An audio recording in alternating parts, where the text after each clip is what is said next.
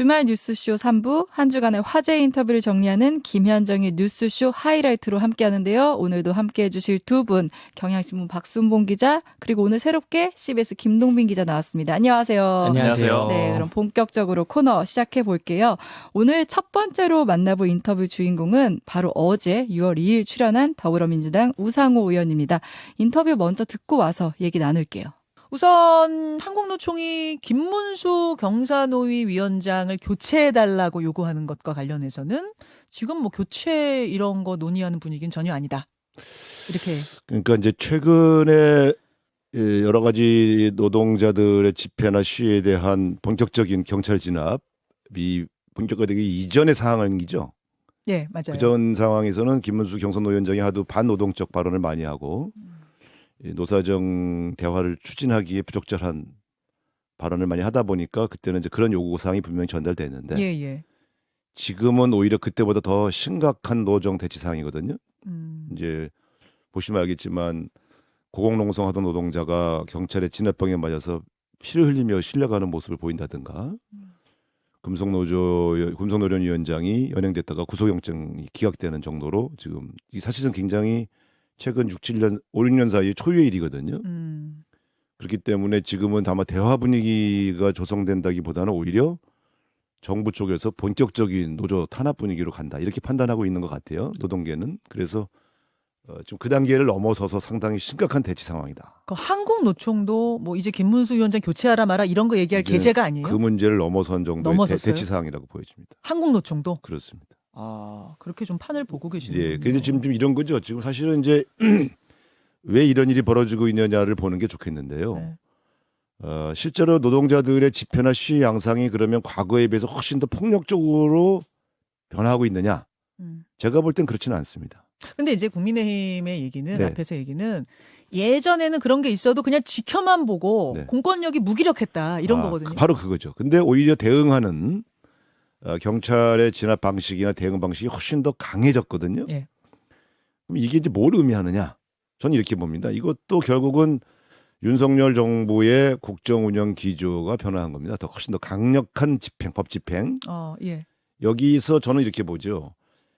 야당과 노조와 시민단체를 악마화해서 윤석열 정부가 훨씬 더 엄격한 법 집행자의 질서 유지자로 보여지기 위한 이미지 전략이다.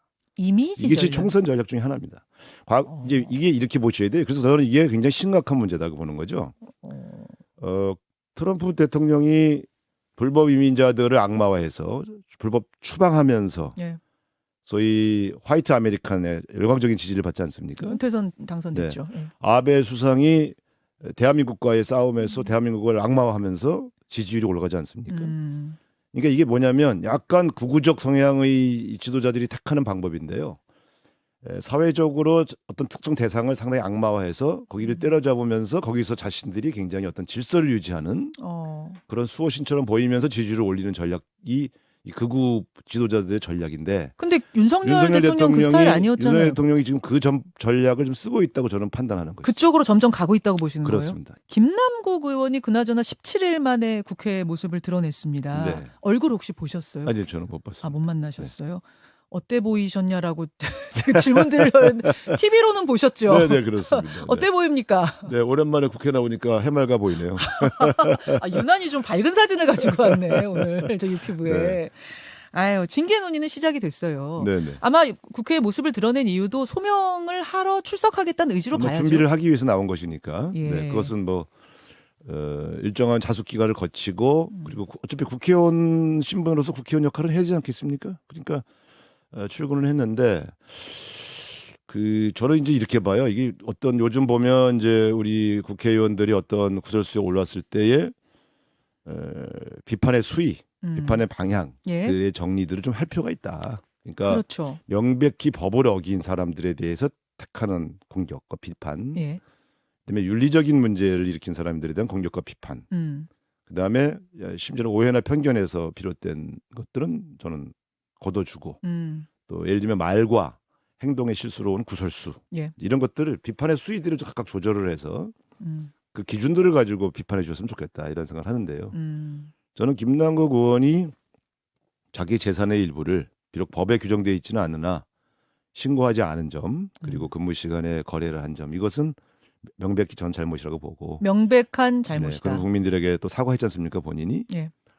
그런데 이것을 마치 불법적인 행위를 일으킨 것처럼까지 확대해서 국회의원직까지 거론하는 것은 좀 과도하다고 보여져요. 그러니까 불법인지 아닌지는 지금 수사 중이니까 그리고 모르는 결과가 거. 나올 때까지 봐야지. 아. 결과 나오지 않은데 근거 없는 의혹 제기를 계속하는 것은 좀 과도하다고 봅니다. 제가 우 의원님한테 좀 큰 질문 드릴게요. 이 상황 분명히 지금 이 부분을 가지고 뭐 개딸과의 관계를 절연해라 절연할 문제가 아니다.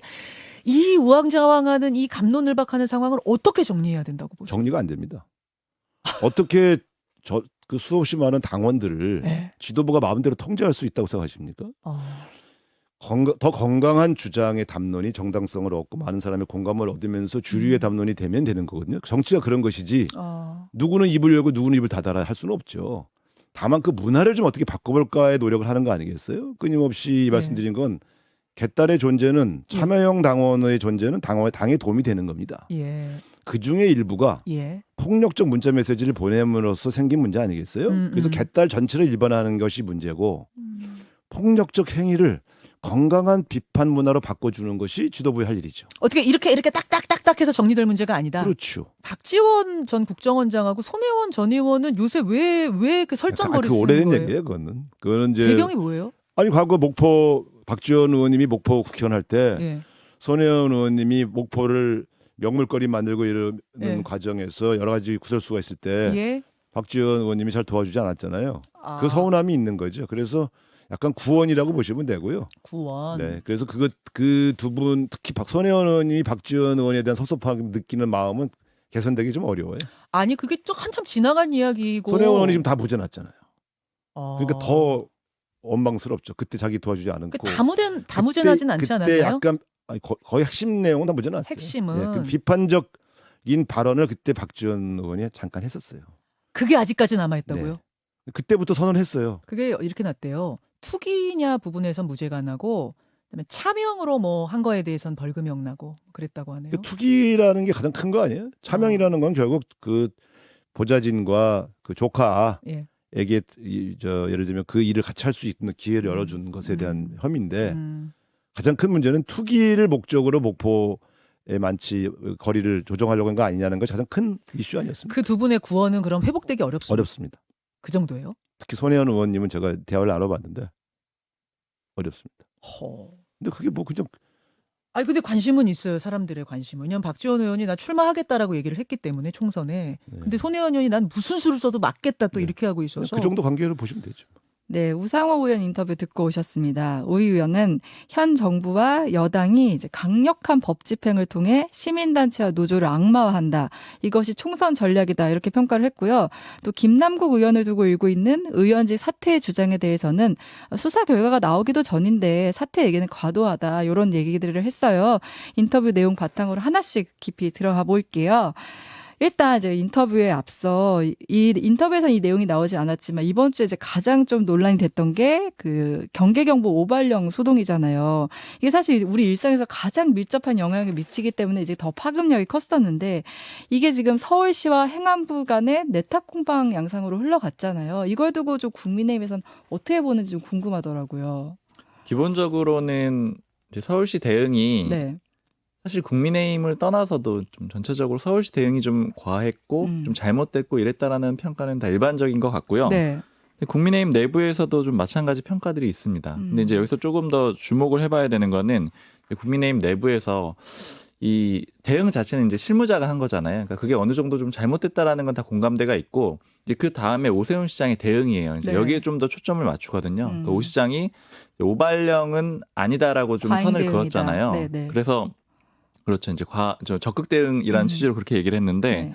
그럼 이제 이거는 왜 하는 거냐, 왜 이렇게 나선 거냐에 대해서 이제 국민의힘에서 나오는 말은 이게 이제 대권 행보의 좀 첫 시작이 아니겠느냐 이런 얘기들을 해요. 왜냐하면 오 시장이 조금 그 연약한 이미지가 좀 있어가지고 책임감하고 무게감을 좀 보이려고 하는 거다. 이제 그렇게 해석을 하는 얘기들이 일단 있습니다. 네, 어떻게 보면 안전에 더 민감하게 대응한다 이런 이미지를 줄 수도 있고요. 네. 그리고 어느 정도는 사실 이제 대권 주자들에 대해서 항상 얘기를 할 때 네. 이제 어느 시점이 되면은 현 정부 혹은 현 대통령하고 일종의 각을 세우는 그런 시점이 오게 마련이잖아요. 근데 네. 아직 조금 이르기는 한데 이제 조금씩 존재감을 드러내는 것 같다 이렇게들 평가를 하고 있어요. 네. 그리고 이제 오신환 전 부시장이 광진에 출마한다고 하잖아요. 근데 원래 관악이 지역구였잖아요. 뭐 이쪽으로 옮기게 된 배경이 있나요?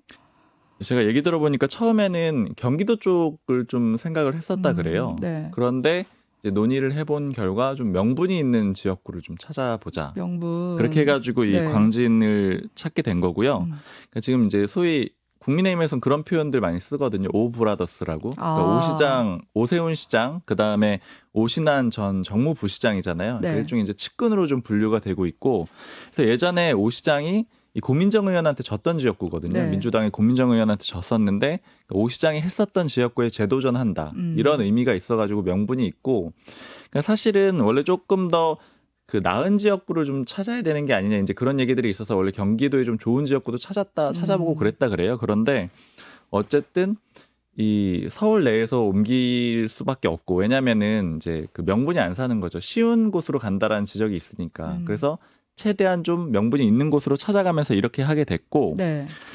그 다음에 이제 요걸 가지고 사실은 좀 안 좋게 보는 사람들은 그렇죠. 이제 아까 말씀드렸던 오 시장이 이 일종의 존재감을 내세우는 그런 과정에 또 일부러 해석하는 그런 사람들도 있어요. 네네. 왜냐하면 이제 오신환 전 정무부 시장이 측근으로 해서 이제 의원으로 들어가게 하는 그런 좀 목표를 가진 게 아니냐 좀 이런 얘기들도 같이 있습니다. 그리고 이제 이번에 그 북한 우주 발사체 발사와 관련해서는 윤 대통령이 NSC 참석 안 한 것을 두고 민주당에서 이제 비판을 많이 했잖아요. 이것과 관련해서 대통령실에서는 뭐 이런 배경이 있는 건가요? 사실 요거는 네. 이게 이제 서울시가 대응을 좀 오대응을 하면서 이제 국민들 입장에서는 굉장히 큰 사고 내지는 사건처럼 느껴지게 혼란을 됐었죠. 느꼈죠. 그러니까 네. 결과적으로 그 큰 사건이었던 것은 맞죠. 근데 네. 이게 이제 그 서해 쪽에 떨어지고 그다음에 이제 그걸 인양하는 과정을 보면은 이 과정 굉장히 빨랐거든요, 군이. 그러니까 이 얘기는 사실은 쏘는 것도 미리 알고 네. 있었고, 그다음에 예고도 사실은 북한이 했었고요. 미리 쏘는 것도 다 알고 있었고, 언제 쏘는지도 알고 있어서 이제 발사하고 낙하한 다음에 거의 1시간 내에 인양을 했어요, 일부 잔해를요. 네. 그러니까 이 얘기는 결국 가장 이 정보의 정점에 있는 대통령은 이 내용들을 다 알고 있었다라는 거잖아요. 그러니까 사실 이제 뉴스를 좀 꼼꼼하게 보고 또 브리핑 때문에 챙겨보고 또 취재도 하는 제 입장에서도 이제 아침에 딱 경계가 나왔을 때 경보가 발령이 됐을 때 아니 위성 쏘는 건데 왜 이렇게 발령을 했지 이 생각을 했고 그 다음에 네.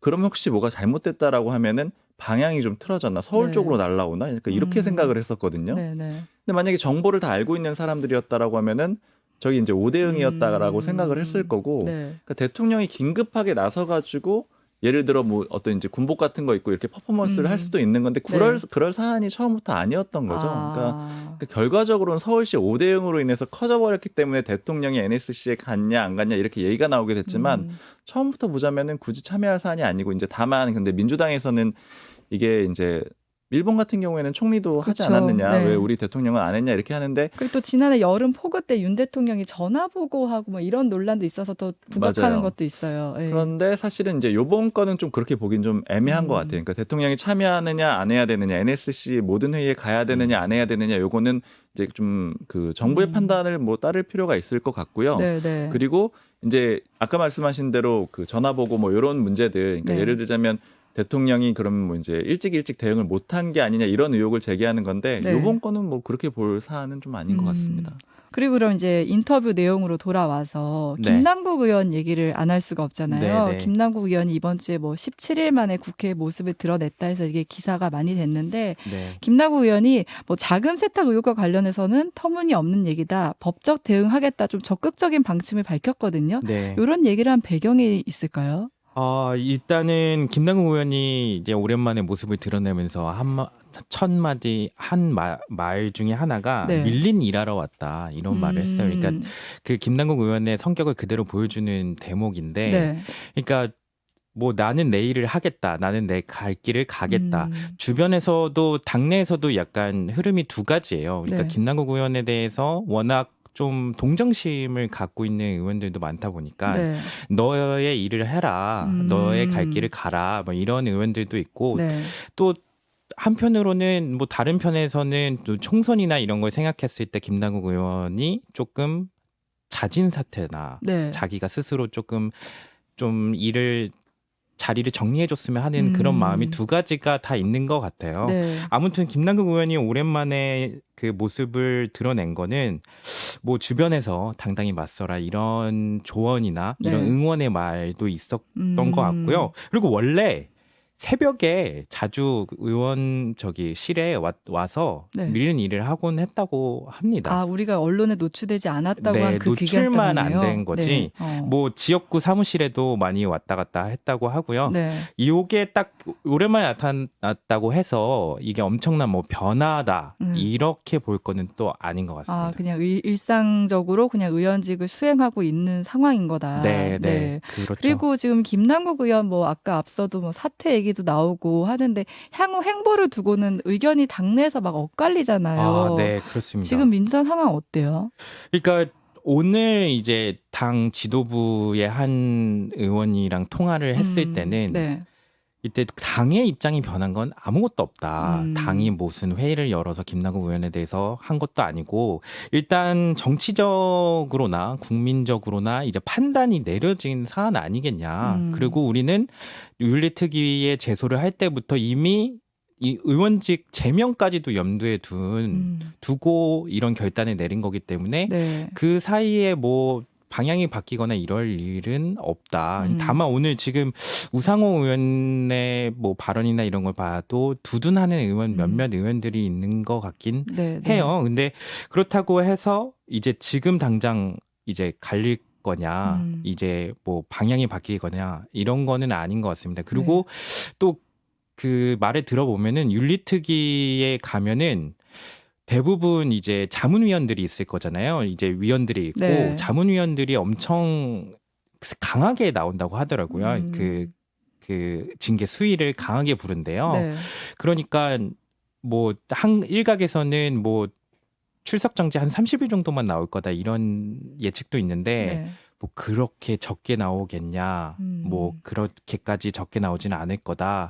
뭐 민주당도 결단을 한 상태에서 좀 그렇게 이렇게 넘어가기는 쉽지 않지 않겠냐. 그것도 총선을 앞둔 상황에서 이런 얘기가 나오고 있습니다. 그리고 지금 민주당에서는 뭐 지금 뭐 김남국 의원 향후 행보를 두고도 계파 갈등 양상이 벌어지고 있지만 지금 상임위원장 배분을 놓고도 또 좀 갈등 양상이 벌어지고 있어요. 네, 이게 그러니까 정청래 의원이 행안위원장 자리를 고수하겠다 이렇게 밝히면서 의지를 나타내면서 조금 이게 계파 갈등에 좀 씨앗이 되고 있는 모습인 건데요. 이게 원래는 이제 여야가 합의를 할 때 가방위원장이랑 행안위원장을 1년씩 번갈아 가면서 맡았는데 그러니까 이번에 1년이 끝났으니까 이제 다음 행안위원장은 이제 야당한테 돌아온 거잖아요. 근데 민주당에서 누가 맡을까? 정청래 의원은 이제 원래 위원장은 2년씩 맡는 거다. 그러니까 나머지 1년도 내가 맡아야 된다. 게다가 이제 또 어제 사회관계망 서비스에 이런 발언도 언급을 했어요. 그러니까 정청래가 물러나면 다음 타겟팅은 이재명 대표와 지도부다. 단순한 행안위원장 싸움이 아니다. 이렇게까지 밝히고 나섰거든요. 그러니까 자기의 행안위원장 자리를 지도부랑 연계를 시키면서 약간 계파 갈등으로 몰아가고 있는 모양새인데 이거는 민주당 내부에서는 조금 너무 자리 지키기 위해서 이기주의적으로 나오는 거 아니냐. 그러니까 원래 최고위원을 하니까 그 위원장 자리는 좀 다른 의원에게 주라 이게 취지인 거잖아요. 의총에서도 대부분 원래는 다 이제 자리가 정해져 있었어요. 다른 위원장직도. 근데 이제 혁신 차원에서 자리를 다 내려놓고 새롭게 한번 이제 위원장직을 다시 정해보자. 약간 이런 입장이었거든요. 근데 유독 이 정청래 의원만 나는 내려놓을 수 없다 이렇게 나오고 있는 건데요. 이제 내부에서는 조금 자기 욕심이다 뭐 이런 의견이 많은 것 같아요. 그러니까 위원장직이라는 게 워낙 뭐 의전부터 시작해서 권한이 좀 많고 예산도 있고 또 행안위원장이 또 핫한 자리일 수 있거든요. 왜냐면은 이제 경찰이 그 산하에 있어요. 지금 뭐 경찰과 이제 그 노동계와의 싸움도 있고 네. 또 저기 선관위도 산하에 있습니다. 아, 그렇네요. 이제 앞으로 총선 선거구 앞두고. 기획 네. 이 들어가야 되는데 그쵸. 여기도 어떻게 보면 유관 위원장인 거죠. 네. 그러니까 굉장히 좀 핫해지는 자리인데 거기를 또 이렇게 지키는 거에 대해서 좀 반발이 일고 있는 거죠. 게다가 이런 계파 갈등까지 엮여 들어가면서 좀 앞으로도 계속 그러게요. 씨앗이 네. 계속 될 수 있을 것 같습니다. 이 상임위원장이 이제 방금 말씀해주신 대로 비명계 목소리가 커지고 있다 이런 측면도 한 가지가 기본적으로 있는 거고요. 네. 그러니까 만약에 비명계가 훨씬 힘이 약했다라고 하면은 어떤 반발하는 목소리를 못 냈을 거 아니에요. 네, 네. 왜 너희들만 다 가져 이런 목소리가 나오기 시작하는 거니까 그런 측면도 하나가 있고 그다음에 사실 상임위원장 가지고 싸우는 거는 굉장히 여야 다 있어요. 그러니까 그렇죠. 여당 같은 경우에도 항상 경선도 많이 하고 네. 막 공방전도 벌어지고 옛날에 생각해 보면 이제 모 의원들 같은 경우는 내가 더 나이가 많다. 왜냐면 선수 얘기하고 네, 선수했다가 뭐 나이했다가 순서들이 또 있거든요. 네. 뭐 그런 얘기들까지 하는데 이게 왜 그러냐면 이제 의원들이 점점 이제 다선이 될수록 표현을 이렇게 하는데 이제 나이대마다 해야 되는 일이 반드시 있는데 그 나이대에 그 일을 못 하게 되면은 다음 단계로 못 넘어가는 때를 거예요. 놓치는 네. 거다. 네. 보통 그러니까 예를 들면 뭐 초선 때 좀 잘 나가는 의원들은 뭐 대변인이나 원내 대변인을 한다라던가 아니면 뭐 그보다 좀 못한 원내 부대표단에 들어간다라든가 이렇게 되고 네. 재선 때 또 이제 소위 말하는 좀 엘리트 코스는 원내 수석이에요. 그러니까 원내 수석을 또 하게 되면은 이제 좀 그쵸. 다음 단계가 보장이 되는 거고 네. 그다음에 뭐 삼선 때는 빠르면 정책위 의장을 할 수가 있고 정책위 의장. 이걸 다 못하게 된다라고 하면 상임위원장을 보통 맡아야 되는데 네. 이 상임위원장을 못 맡거나 애매한 자리를 가게 되면은 그때부터 이제 이 사람의 코스가 좀 약해진다라고 보이는 거죠. 소위 전공 분야도 없어지게 되고. 맞아요. 네. 그렇죠. 그러니까 이런 좋은 코스를 밟아야 4선에 이제 보통 뭐 3선에 하기도 하지만 4선에 원내대표로 하고 네. 이런 식의 코스를 밟을 수가 있으니까 이제 의원 개개인들 입장에서 봤을 때는 양보하기가 어려운 거죠. 네. 그래서 정청래 의원에 대해서는 이제 뭐 계파 갈등이나 이런 것도 있지만 이제 너무 이기적이라는 얘기가 나오는 게 지금 최고위원이잖아요. 그리고 위원장도 맡았었고 이제 어떻게 보면 핫한 자리들을 쭉 가고 있는데 어떤 한 의원은 나는 뭐 원내에서 자리를 맡았을 때 위원회 상임위원회 간사직을 내려놨었다. 아. 그러니까 그게 겹치면은 보통 질타를 받게 되는 거예요. 시기와 질투를 그쵸. 받게 되기 네. 때문에 그러는 건데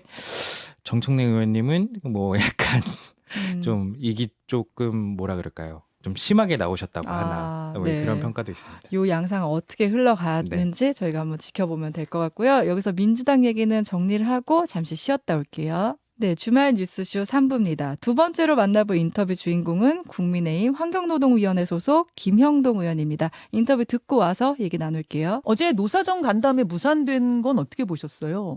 좀 안타깝죠. 그동안 약간 거리가 있었습니다만은 물 밑에서는 계속 대화가 있었는데 본격적으로 수면 위에서 이제 노사정 대화가 시작될 수 있었는데 작은 사고 때문에 좀 시작이 못된 거는 유감이고 안타깝습니다. 네.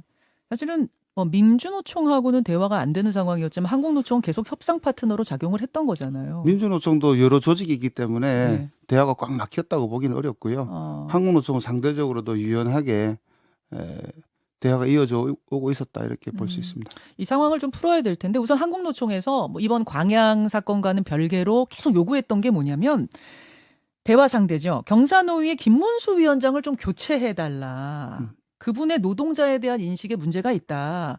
이제 도저히 대화가 안 된다. 뭐 이런 취지였어요.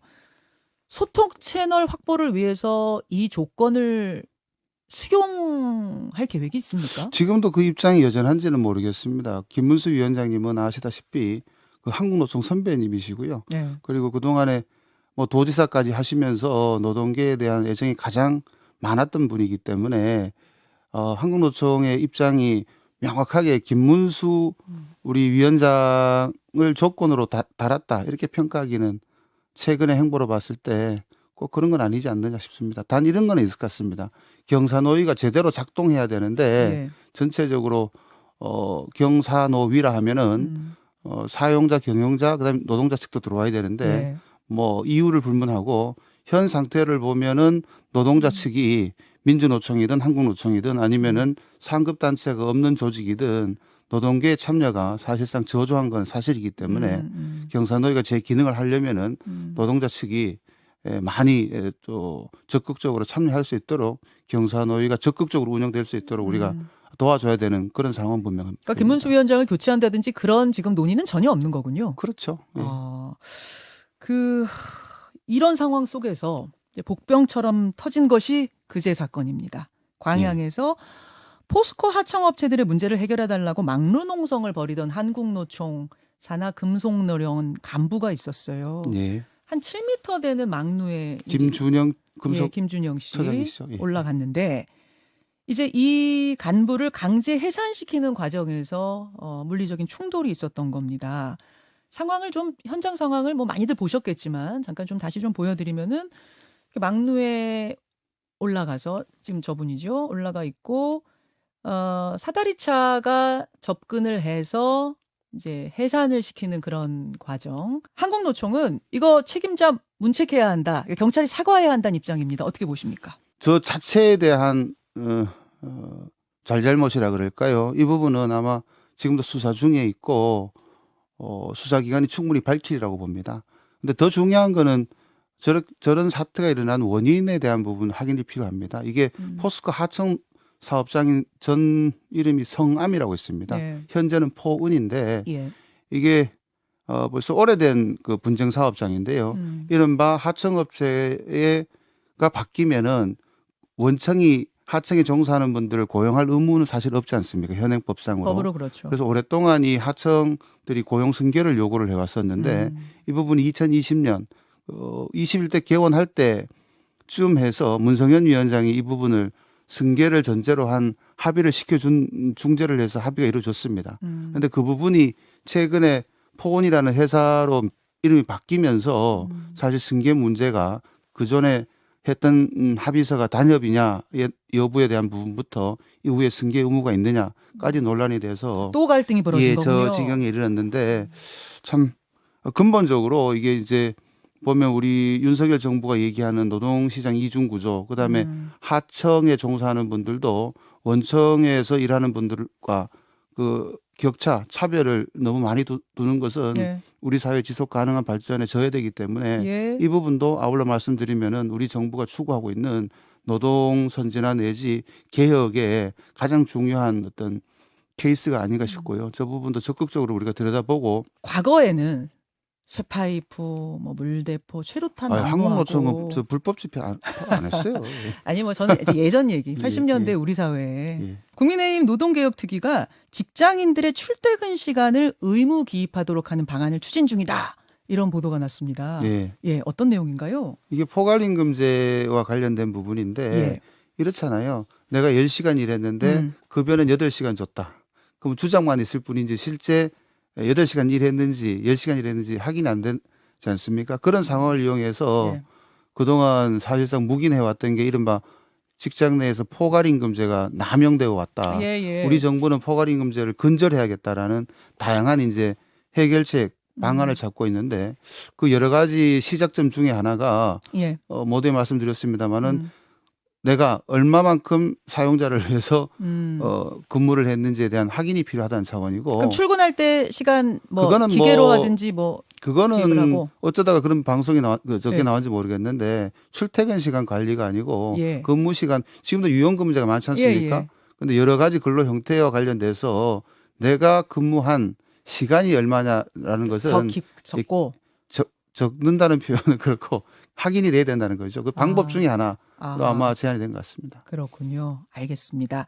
그래서 거기에 맞게 임금을 그렇죠. 이른바 공짜야근 이런 부분, 그다음에 포괄임금에 대한 근절 이런 것들이 반드시 필요한 것이죠. 그래야 노동 현장에 뭐 공정이라는 가치, 그다음에 같은 일을 했음에도 불구하고 다른 임금을 받았다라는 불만 이런 것들을 없앨 수 있는 시작이 아닌가 싶습니다. 여기까지 국민의힘에서 지금 오가는 노동에 대한 이 논의들 오늘 함께 확인했습니다. 김영동 의원님 고맙습니다. 네, 김영동 의원 인터뷰 듣고 오셨는데요. 김 의원과 인터뷰에서는 윤석열 정부 노동 정책 방향에 대해서 얘기를 나눴는데 그 노사정 대화에 노동계를 참여시키기 위해 김문수 경사노위 위원장 교체해야 된다 이런 얘기가 나온다 이런 보도에 대해서 그런 적 없다 이렇게 얘기를 하기도 했고요.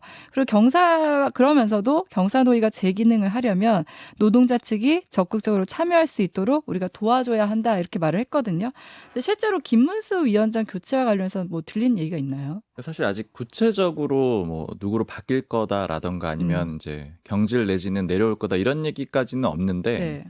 근데 이제 분위기가 제가 그 국민의힘하고 또 노동 쪽 종합적으로 얘기를 들어봤을 때는 김문수 위원장은 원래 하반기 정도에는 그만두지 않았겠느냐 이렇게 아. 예측들이 있었어요. 네. 이게 왜냐면은 김문수 위원장이 사실은 처음에 이 위원장을 맡았을 때도 되게 거친 발언했던 거 기억하시는 분들이 있으실 그렇죠. 거예요. 뭐 예를 들어서 문재인 전 대통령을 김일성주의자라고 표현했던 거를 이제 다시 한번 문제 제기를 하니까 이제 그 공개된 자리에서 국회에서 그냥 그 표현이 맞다라고 그렇게 또 주장을 하기도 했고 또 노조향에서도 강한 표현들 썼거든요.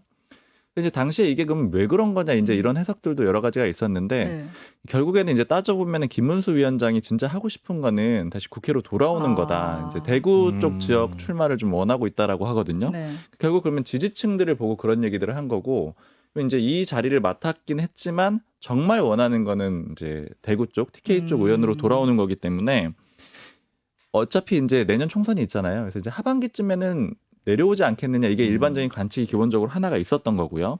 근데 이런 상황에서 지금 이제 정부가 강경 대응을 하고 있잖아요. 네. 근데 이제 통상적으로 이제 국민의힘에서 이런 표현들 많이 해요. 양대 노총을 다 적으로 놓고 총선은 못 치른다.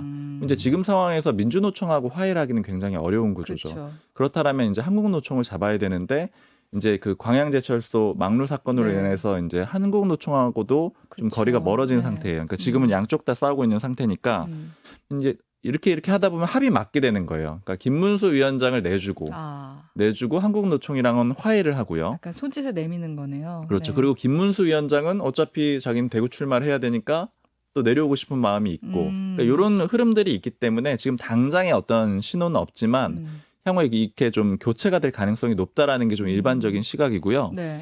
그리고 한국노총 입장에서도 이번에 어쨌든 그런 그 막루 사건으로 인해서 좀 기분이 상하긴 했지만 네. 김문수 위원장이 교체가 되면서 자신들의 입김이 좀 반영되는 위원장이 들어오게 되면은 훨씬 입지가 또 도와질 수가 있거든요. 그리고 노동 경사노위 대화에 들어갈 명분도 돼 있고요. 그렇죠. 네. 그렇게 되면은 또 자연스럽게 이제 소위 그 민주노총은 조금 이렇게 갈라치기 하는 그런 효과도 정부 쪽에서 노릴 수가 있기 때문에 종합적으로 봤을 때는 김문수 위원장이 교체되는 그림이 이제 향후에는 좀 뭐 기간은 아직은 모르겠어요. 네. 아마 오게 될 걸로 보이고 그리고 이제 단기간에는 좀 아닐 것 같다라고 말씀드린 게 좀 노동계 쪽에 좀 이렇게 인맥이 많은 사람한테 물어봤는데 보통 바꾸려면은 네. 이제 보통 세평도 좀 평가를 하고 듣고 그다음에 하마평도 오를 수밖에 없거든요. 왜냐하면 사람들을 이렇게 찾게 되니까요. 네. 그래서 이제 이 관계자가 해주는 얘기는 예전에 이미 검증을 해놓은 사람이 있는 게 아니라면 네. 그러니까 이제 김문수 위원장 말고 예를 들어 뭐 차순위로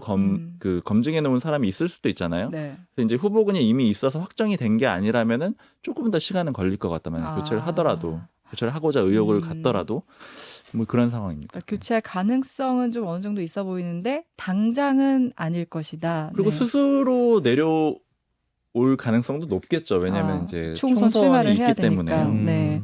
그리고 이번 주 이제 뭐 지금 아까 뭐 정부의 강경 대응 얘기하셨는데 민주노총 집회 있었고 뭐 실제 캡사이신 분사 기구가 등장하기도 했고 또 포스코 하청 노동자 유혈 진압 사태도 있었고 노정 간 갈등이 증폭되고 있어요. 정치권 공방도 커지고 있는데 정부 여당 어쨌든 노조에 대해서는 좀 강경 대응 입장을 계속 갖고 가는 거죠. 그렇죠. 그리고 이제 표현들은 이제 어느 정도 지지율이 오르는 게 검증이 됐고 학습도 됐다. 이렇게들 지금 학습도 됐다. 보고 있거든요. 네. 왜냐하면 여러 번 해봤잖아요. 처음에 그 화물연대 파업도 강경 대응을 해봤고 그 이후에 쭉 강경 노선을 탔는데 네. 지지율이 적어도 떨어지지 않았고 보통은 좀 상승했다라고 보고 있고요.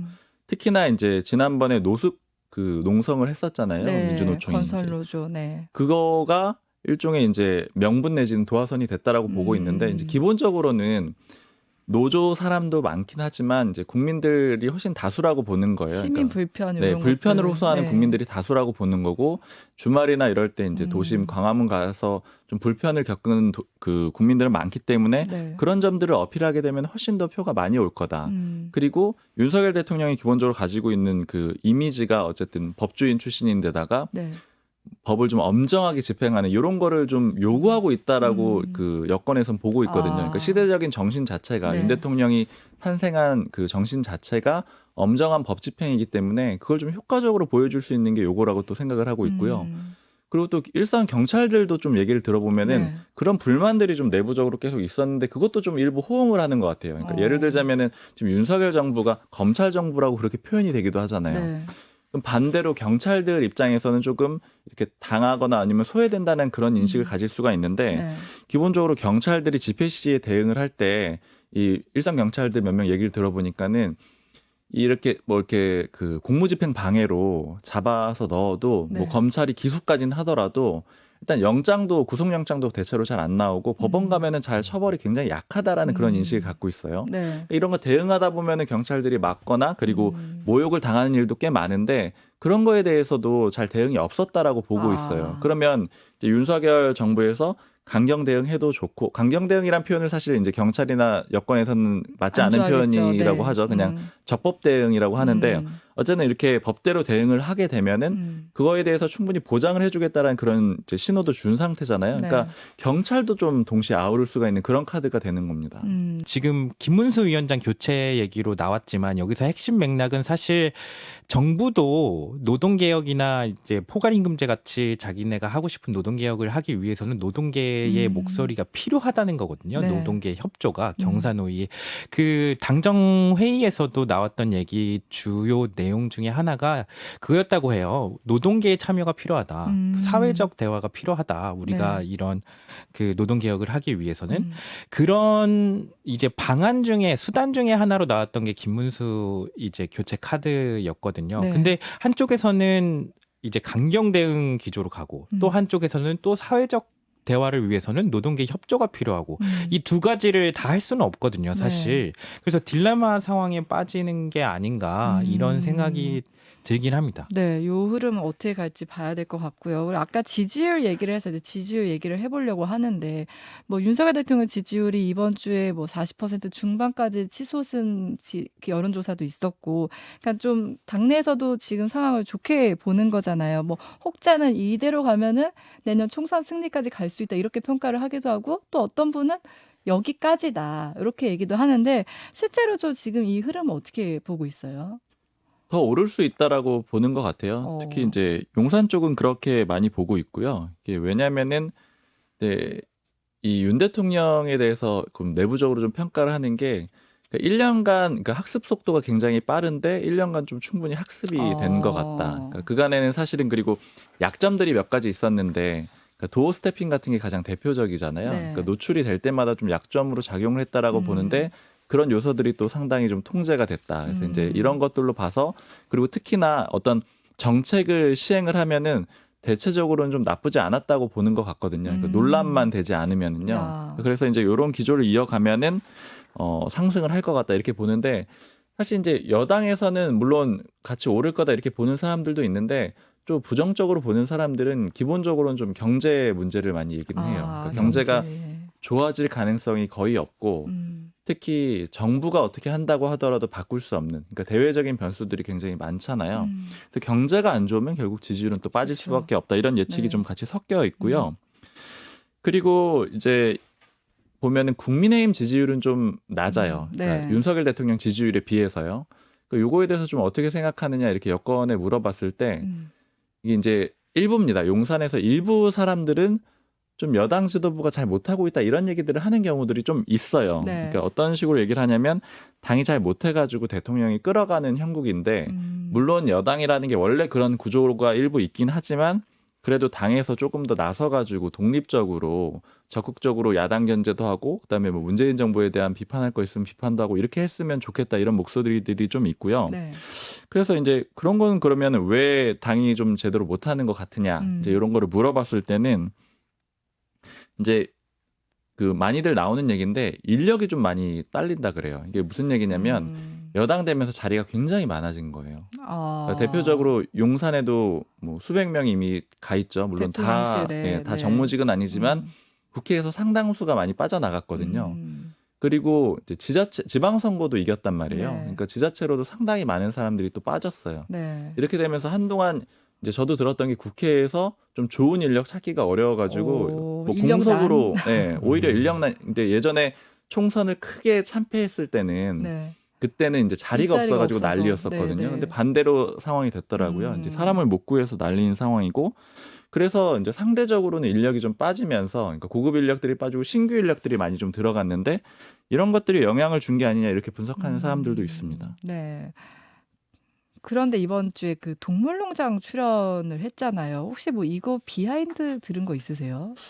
그래서 저도 좀 물어봤는데 완전히 뭐 비하인드랄 거는 없고, 지금 이제 야당에서 그 용산 쪽이 좀 물어봤는데, 네. 이제 야당에서 비판하는 것 중에 하나가 시점이 왜 이러냐, 뭐 이런 비판이 좀 있었거든요. 윤건영 의원이라던가 이렇게 네. 비판을 했어요. 왜 지금 여러 가지 이슈들이 많은 이 시점에 대통령이 동물농장 나오는 거 왜 이거 이때 나오느냐 이렇게 비판을 하기도 했는데, 이건 네. 물어보니까 훨씬 전에 촬영이 됐다고 하더라고요. 아. 왜냐하면 순방 전에 있었대요. 그러니까 외교 일정이 들어가고 나서부터는 너무 바빴기 때문에 이제 그런 일정을 소화할 수가 없었고, 네. 이제 그 이전 시점에 찍어 놓은 거고, 그리고 이 문제는 사실은 대통령이 진심이기 때문에, 그러니까 진심이요. 네, 왜냐면 이제 그 예전부터 그 반려견들을 키워오고 뭐 이런 것들은 진심이기 때문에 뭐 국민들이 알아주지 않겠느냐 이렇게 얘기하고 있습니다. 근데 이제 뭐 동물농장 출연한 것도 그렇고 뭔가 그리고 또 기자회견도 한다는 얘기도 나오잖아요. 뭔가 이렇게 지지율이 상승하면서 좀 자신감을 얻었다 이런 인상도 받아요.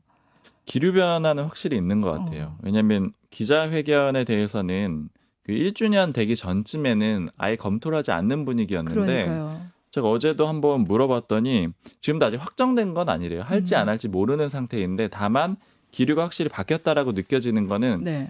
하자는 사람들도 꽤 있고 하지 말자는 사람들도 꽤 있다라는 거예요. 그러니까 네. 그 얘기는 논의 테이블에 올라가 있고 논의를 할 만한 그런 상태로 좀 바뀌었다라는 거고, 네.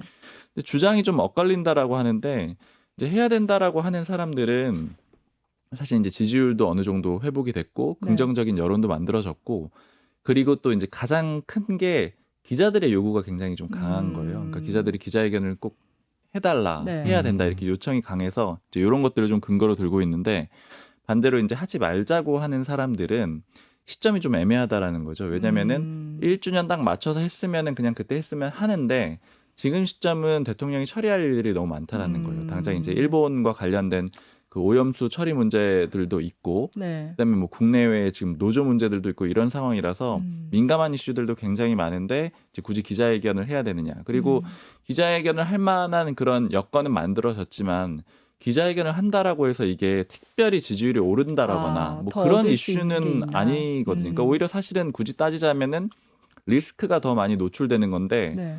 그래서 이제 뭐 어느 정도 학습도 되고 훈련도 되고 해서 크게 리스크가 더 있을 거라고 예측을 하진 않지만, 그러나 네. 굳이 해가지고 뭐 좋을 점이 뭐냐 이렇게 좀 맞선다 그래요. 네. 그래서 이제 실제 할지 안 할지는 조금 더 지켜는 봐야 될 것 같습니다. 그리고 이번 주에 국민의힘에서는 이용호 의원 발언이 좀 화제가 됐어요.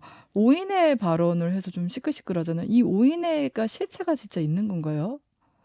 지도부 쪽에 물어봤을 때는 실체가 없다라고 하고 사실은 어느 정도 예상되는 얘기이긴 하죠. 근데 네. 물어보니까는 그 오인회라고 하는 게 있으려면은 좀 정기적으로 모이고 그다음에 딱 그 사람들이 회의를 해야 되는데, 제가 들은 이제 모 지도부도 자기도 그 오인회 이름에 들어간 사람은 아닌데 자기도 그 회의에 갔던 적도 있고 네. 안 간 적도 있고, 그리고 오인회 중에 다른 사람들도 들어왔다 빠졌다 하기 때문에 그게 딱 그렇게 엄격한 형태의 네. 그런 형태라고 보기는 어렵다. 그런 모임이라고 보기는 어렵다. 근데 그럼 이용호 의원은 이걸 왜 얘기했느냐?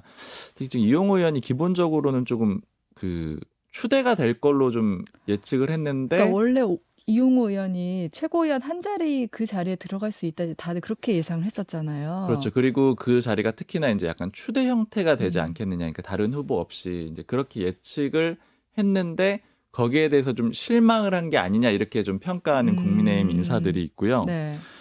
그리고 이제 반대로는 근데 이 김기현 대표 체제에 대해서 문제가 있기 때문에 이용호 의원이 이런 지적을 한 게 좀 타당하다 이렇게 보는 사람들도 같이 있어요. 네. 근데 어쨌든 결과적으로는 이제 이용호 의원이 이렇게 좀 강하게 나서가지고 예를 들자면 지도부하고 좀 각을 세우게 된 상태잖아요. 그렇죠.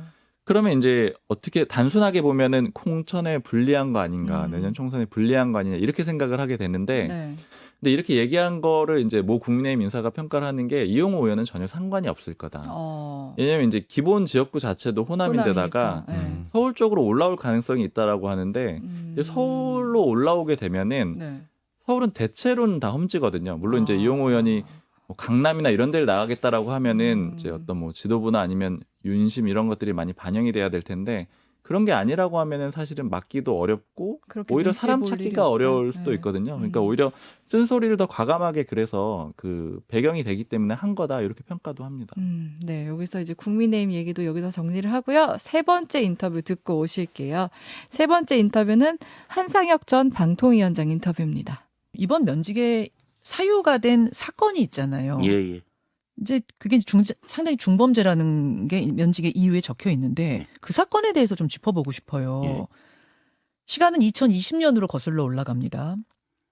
원래 여러분 모든 방송은 몇 년마다 재승인 심사라는 걸 받아요. 거기서 통과해야지 또 몇 년을 방송할 수 있고 그런 건데 그 당시에 TV조선의 심사가 진행 중이었는데 심사 결과 전혀 문제가 없다는 보도를 받고 나서 한 위원장이 미치겠네, 시끄러워지겠네, 욕을 좀 먹겠네 이런 발언을 하셨다는 겁니다. 이 말을 일종의 시그널로 받아들인 실무진들이 심사위원들에게 부탁을 해서 평가 점수를 수정하도록 하고 그래서 일부 과목 과락으로 TV조선이 조건부 재승인이란 걸 받게 됐다라는 게 지금 검찰의 기소 요지입니다. 예. 정말로 미치겠네, 시끄러워지겠네, 욕 좀 먹겠네 그런 말씀 하셨어요? 일단요. 이 범죄를 기소하기 위해서는 구속 요건이라는 게 있습니다. 예. 그래서 어떤 행위를 한 경우에는 어떻게 처벌을 한다 이런 구속 요건이 있죠. 근데 이 미치겠네, 뭐 욕을 좀 먹겠네 이런 거는 구속 요건 사실이 아닙니다. 그렇기 때문에 이 검찰에서도 입증 부담을 지는 내용이 아니에요. 이건 입증을 하지 않아도 무방한 내용이죠. 그러고 이 내용이 이 발언을 했다는 내용이 검찰의 그 공소장 내용을 보더라도 보통 그 당시가 중대본회의가 계속적으로 열리고 있었기 때문에 제가 아침 6시 50분이면 집에서 나와서 차를 타고 서울청사까지 가는 차 안에서 벌어진 일이라는 겁니다. 그러니까 코로나 중대본회의하러 가는 그러니까 그 차 안에서 이런 일을 차 했다. 안에서 꼭 검찰이 1분 남짓한 상황에서 이런 얘기를 했다는 취지인데 차 타고 1분 거리밖에 아니요. 그러면- 차는 기간은 차는 많은데 기간인데? 제 차에는 마시다시피 뭐 수행하시는 분도 계시고 그래서 그 길고 복잡한 얘기들을 하지 않는 게 일반적이죠. 그리고 저는 더더군다나 그런 상황이었고요. 그래서 뭐 그 정도 시간일 거라고 예상이 되는데 3년 전에 차 안에서 1분 정도 이야기한 내용을 구체적 워딩까지 기억을 할 수 있는 사람이 누가 있을지 모르겠습니다. 그리고 당시의 상황에 비추어 봤을 때 저는 결코 당시 이런 말을 할 상황은 아니었다 이렇게 생각을 하고 있습니다. 그래서 이런 말을 할 상황은 아니었다는 건 어떤 말씀이실까요? 그러니까 당시에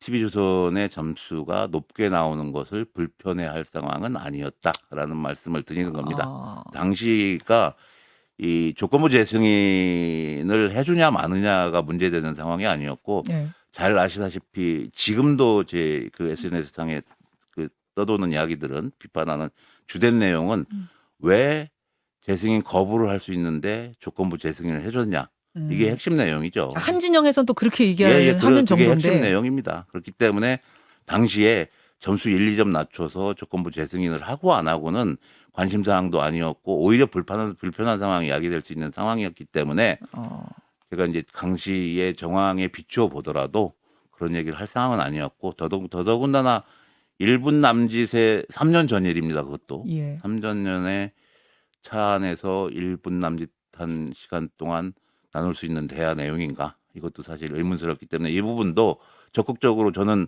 부인을 하고는 있습니다만 이건 지금 누가 들었다는 얘기로 검찰은 이야기합니까? 그거는 지금 저도 과연 누구의 진술인지는 아직 살펴보지 못했습니다.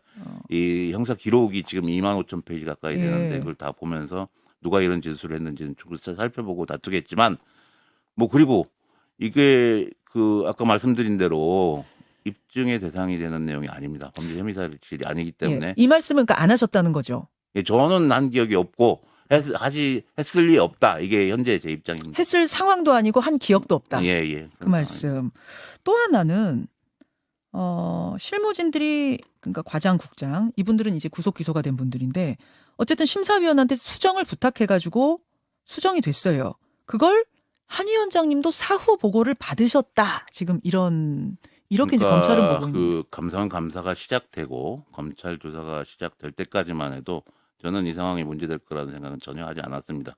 근데 그 이유는 당시의 수정 사실에 대해서는 이런저런 경로로 보고를 받았던 건지 아니면은 뭐 돌아다니는 이야기를 들었던 건지는 모르겠으나 수정 사실은 알고 있었습니다. 근데 그거는 심사위원들이 심사가 종결되기 이전에 자기 점수를 자기가 수정한 거로 저는 판단을 하고 그렇게 알고 있었습니다. 예, 그렇기 때문에 그러니까 자기 점수를 그냥 자기가 수정할 그렇습니다. 수는 있는 건가요? 아유, 당연하죠. 자기 점수는? 심사가 종결되지 않았기 때문에. 종결 전이니까. 그러니까 예. 부탁을 해서 이렇게 됐을 거라는 거는 전혀. 그거는 그 현재 당사자들 간의 다툼이 있을 그것도 또 다툼이 것이라고 생각을 합니다. 과장 저는 국장들하고. 당시의 현재 상황, 그 현지에서 어떤 일이 있었는지는 모르나 그 부분도 이 누설을 했으면 왜 누설을 했는지부터 시작해가지고 여러 가지 다툴 지점이 있는 이런 상황으로 판단을 하고 있고 당시에 제가 그러니까 총체적으로 그 수정을 부탁하고 그로 인해서 수정을 했고 그 결과 이렇게 됐다 이런 것을 그 전체적으로 정리된 보고를 받지는 않았다. 이건 분명한 사실이라는 겁니다. 예. 그러면 그분들이 이제 수정하셨다는 이야기를 듣고는 자기 점수 자기가 수정했나 보네 그렇게 생각하셨어요. 조금 의아하게 생각은 하셨던 걸까요? 아니 수정은 흔히 있는 일이죠. 그렇습니까? 그 채점하는 과정에서 예.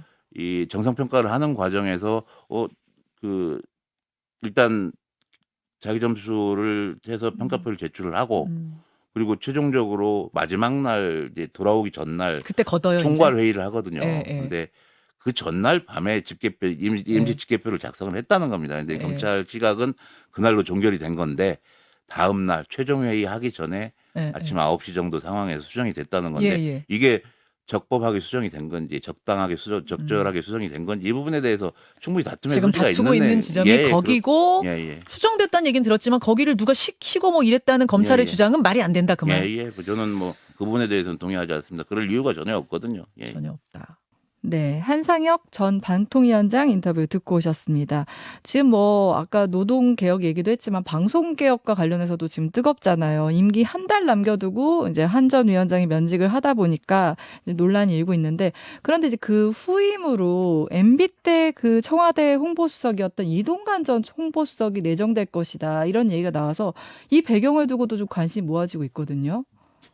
지금 여권 전체적으로 보면은 그 방송사에 대해서 굉장히 좀 적극적으로 공세적으로 나오고 있잖아요. 그러니까 예를 들자면 뭐 KBS 같은 경우에는 그 패널들 성향 같은 걸 뭐 다 분석을 한다거나 하기도 했었고 이제 이런 과정들이 있고 그 다음에 여당에서도 계속 그 공공성을 문제 삼고 있거든요. 그러니까 MBC하고 KBS에 대해서 집중적으로 공격을 하고 있는데 좀 요 흐름에 맞춰가지고 그 적임자로 좀 이동관 전 수석을 내세운 걸로 보이고 국민의힘에서 들은 얘기로는 MB 때도 사실은 그런 역할을 좀 했다라는 거예요. 그래서 이제 적임자로 보고 있고 그 다음에 좀 평가가 엇갈리긴 하는데 지금 대통령 대외협력 특보를 맡고 있거든요. 네, 일부 평가는 굉장히 지금 핵심입니다. 윤 대통령의. 왜냐면 이제 뭐 한 달이나 뭐 일정 기간을 두고 계속 이제 보고를 하고 들어가면은 꼭 이제 다음 일정을 잡아가지고 또 이렇게 만나고 직보를 하고 이런 관계이기 때문에 이게 이제 이렇게 좀 가깝기 때문에 그래서 이제 이 자리를 좀 맡긴 것이다 이런 얘기도 하고요.